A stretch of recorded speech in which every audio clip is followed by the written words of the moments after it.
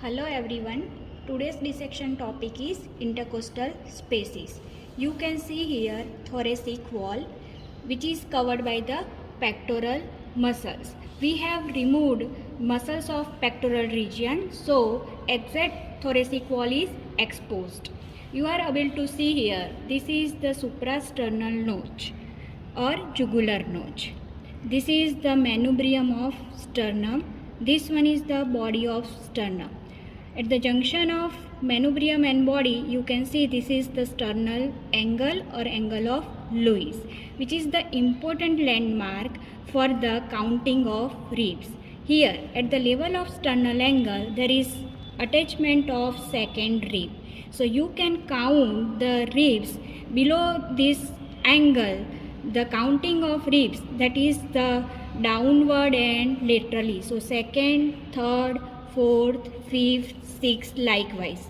Why you have to go downward and laterally? Because in the lower part there is crowding of costal cartilage, and here in the lower part there is narrowing of intercostal spaces. So you should remember this is the sternal angle for the counting of ribs. Now in the thoracic wall there is 12 ribs on each side, and the space between the ribs, they are called as intercostal space. So there are 9 intercostal spaces on anterior side and 11 intercostal spaces on posterior side. So you can see these are the intercostal spaces. Now lower 2 intercostal spaces are open in front because 11th and 12th ribs are floating ribs. Now typical intercostal spaces. Which intercostal spaces are called as typical?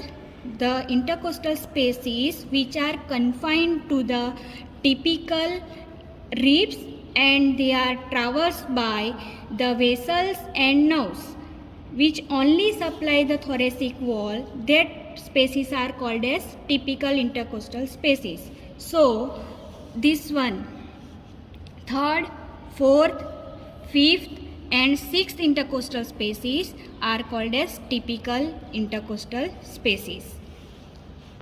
Now see, this is the clavicle. This one is the medial end of clavicle and this is the sternum. So here is the articulation of the first rib with the clavicle and sternum here. So this is the first rib, this is the sternal angle, so this is the second rib. So between first and second rib, this space is the first intercostal space. Between the second and third rib, this space is the second intercostal space. Between the third and fourth, this is the third intercostal space, and this one is the fourth intercostal space. Now the first and second intercostal space are not typical because the first thoracic nerve, the ventral ramus of first thoracic nerve, major portion of it takes part in the formation of lower trunk of the brachial plexus. Second thoracic nerve, by means of undivided lateral cutaneous branch of T2, it forms the intercostobrachial nerve and it will supply the upper part of medial border of the arm and axilla. So first and second intercostal nerve are not typical. So these two spaces are not considered as typical. Then 7th to 11th intercostal nerve will enter into the abdomen to supply the anterior abdominal wall. So remaining 3rd, 4th, 5th and 6th intercostal nerve only supplies the thoracic wall. That's why they are considered as typical intercostal nerve, and the intercostal spaces which are 3rd, 4th, 5th and 6th intercostal spaces are called as typical intercostal space. So what are the boundaries of typical intercostal space? You can see this is the third intercostal space. So above it is bounded by sharp lower margin of upper rib and its costal cartilage, and below it is bounded by blunt upper margin of lower rib and its costal cartilage.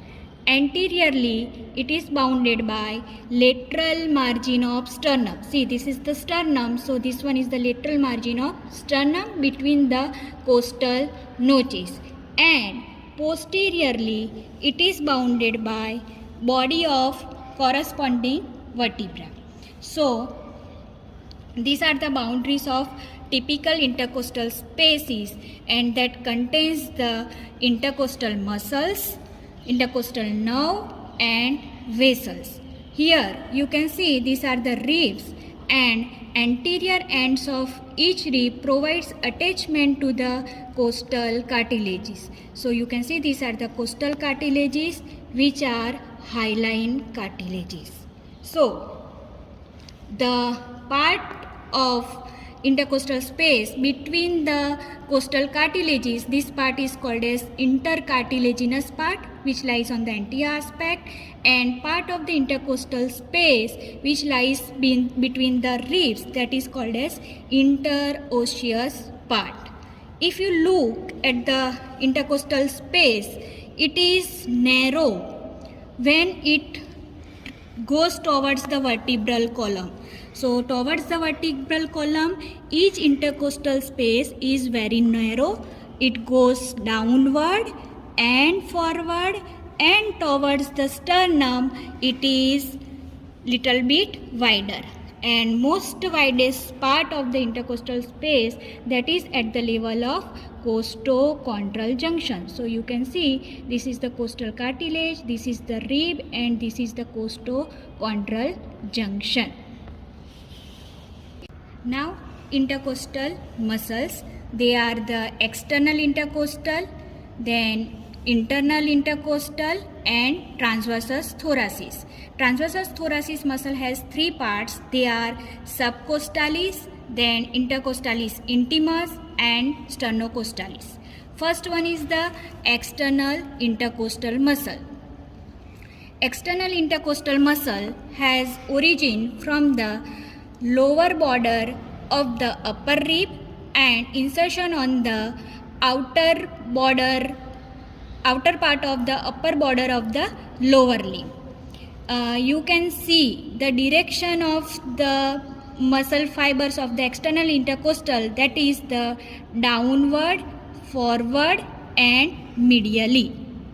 These muscle fibers, this muscle has the fleshy part in between the ribs. So in interosseous part, the muscle fibers are fleshy, and in intercartilaginous part, this muscle is replaced by external intercostal membrane. So you can see again, this is the external intercostal muscle, and in the intercartilaginous part, it is replaced by the external intercostal membrane or anterior intercostal membrane. Posteriorly, this muscle extends up to the tubercle of ribs, and it is continuous with the posterior layer of superior costotransverse ligament. Beneath the external intercostal muscle, there is internal intercostal muscle, which has origin above from the costal groove of upper rib and below insertion on the intermediate area of the upper border of lower rib. The direction of the muscle fiber in case of internal intercostal, that is the downward, backward and laterally. So that is the right angle to the muscle fibers of the external intercostal. So you can see the direction of internal intercostal and direction of external intercostal muscle. On the posterior aspect, this internal intercostal muscle extends up to the angle of the rib, and it is continuous with the anterior layer of superior costotransverse ligament. The main action of the intercostal muscles are they prevent the sucking in and bulging out of the intercostal spaces during the respiration. Now, this external intercostal and interchondral part of internal intercostal helps in the elevation of ribs, so they helps in the inspiration, and internal intercostal muscle except the interchondral part and transversus thoracis muscle helps in the depression of ribs, so they helps in the expiration during the respiratory movements. All intercostal muscles are supplied by intercostal nerves. You can see these are the intercostal nerve which will supply the muscles of intercostal space in which they lie. Now see, this is the external intercostal muscle. Beneath the external intercostal muscle, this whole muscle is the internal intercostal muscle. Beneath the internal intercostal muscle, there is intercostalis intimus muscle, which is present on the middle 2/4 of typical intercostal space. It is absent in the first and second intercostal space. Now, this intimus muscle has origin from above, that is the inner lip of costal groove, and insertion on the upper border of lower lip on the inner lip of upper border. Now, this intimus muscle has the fiber direction, that is the downward, backward and laterally, that is the same as of the intercostal internus muscle. So we cannot separate these two muscle in the middle 2/4. So between these two muscle there is neurovascular plane because the typical intercostal nerve and vessels lies between these two muscle. So to see the intercostal nerve, we have cut down this internal intercostal muscle and reflected it upward, so we are able to see this intercostal nerve which is present on the endothoracic fascia, and as the intimus muscle is absent on the anterior part, it directly rests on the parietal or costal pleura. So you can see this is the parietal pleura. Beneath it there is a presence of lung, and if we trace this nerve, intercostal nerve posteriorly, here it disappears between the neurovascular plane formed by the internus and intimus muscle. So you can see this is the intercostal nerve supplying the muscles present on the intercostal space. Also you can see the nerve supplying this external intercostal muscle. Now we have cut the fourth costal cartilage from the sternal end and reflected this fourth rib laterally to see the contents of costal groove. So you are viewing this fourth rib from the inner aspect, and you can see this muscle, this one intercostalis intimus muscle, innermost one, and neurovascular plane formed by this intimus and internus muscle. You can see here this is the internus muscle and this one is the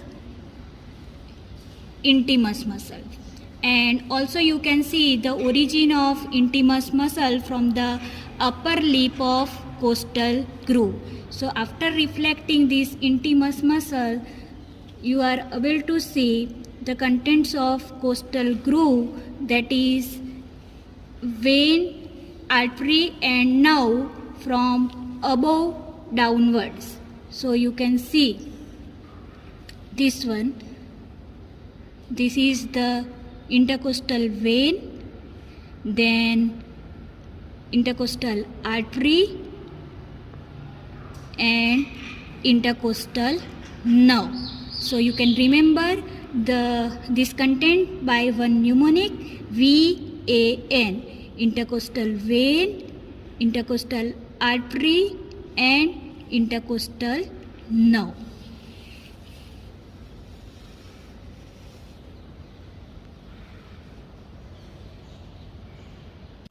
On the right side, we have dissected internal thoracic artery. Internal thoracic artery, it is the branch of first part of the subclavian artery. See, this is the clavicle. This one is the medial end of clavicle. Internal thoracic artery arises 2 cm above the medial end of clavicle, and it passes behind the medial end of clavicle and first costal cartilage. It runs downward 1 cm lateral to this lateral border of sternum, and it passes downwards, and at the level of 6th intercostal space it ends by dividing into musculophrenic and superior epigastric artery. This internal thoracic artery in the upper 6th intercostal space, it will give the 2 anterior intercostal artery. In the 7th, 8th and 9th intercostal space, 2 anterior intercostal artery will come from the musculophrenic artery. Now you can see this is the first intercostal space, second, third and fourth intercostal space. So in whole course of internal thoracic artery, it is accompanied by internal thoracic vein. So how internal thoracic vein is formed? So in the lower part, this internal thoracic artery is accompanied by 2 vena comitant. At the level of 4th intercostal space, here these 2 vena comitant unite to form a single internal thoracic vein, which lies medial to the internal thoracic artery. So this is the internal thoracic vein, internal thoracic artery, and this internal thoracic vein opens into the brachiocephalic vein at the level of thoracic inlet. This internal thoracic artery, sometimes it can be used in the cardiac surgery. This internal thoracic artery can be anastomosed with the coronary artery distal to the obstruction in the coronary artery to improve the coronary circulation.